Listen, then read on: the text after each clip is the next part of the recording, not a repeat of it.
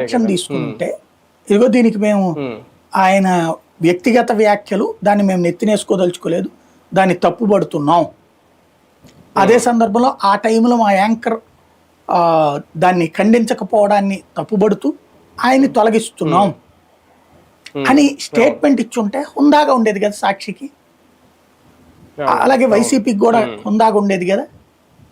లేదా కొమ్మినేని అప్పుడే మీరు ఇలాంటి మాట తప్పు కృష్ణరాజు గారు, ఎందుకు ఇట్లాంటి మాట మాట్లాడారు, సంస్కారహీనంగా మాట్లాడారు మీరు, నేను దీన్ని ఖండిస్తున్నాను, నేను క్షమాపణ చెప్తున్నాను, మీరు కూడా క్షమాపణ చెప్పండి అని ఆన్లైన్లో లైవ్లోనే క్షమాపణ చెప్పించుంటే ఇంత దాకా వద్దునా? అప్పుడు మనిషి జీవితంలో పొరపాటు చెయ్యొచ్చు. మనకు సామెత ఉంది, కాలు జారినా పర్లేదు కానీ నోరు జారకూడదు అన్నటువంటి. ఇది లైఫ్ లాంగ్ మైండ్లో పడేటటువంటి పాయింట్ పదం. అక్కడ పొరపాటు చేస్తున్నారు, అది వాళ్ళు ఎందుకని బ్యాలెన్స్ చేసుకోలేకపోతున్నారు ఆలోచించుకోవాలి. ఇప్పటికే జగన్మోహన్ రెడ్డి విషయంలో గత కొద్ది రోజులుగా మొన్న అక్కడ రౌడీ షీటర్లను పరామర్శించారు, ఇలా కొన్ని ఆరోపణలు వస్తున్నాయి ఆయన మీద, లేనిపోని తలనొప్పులు తెచ్చిపెడతారు.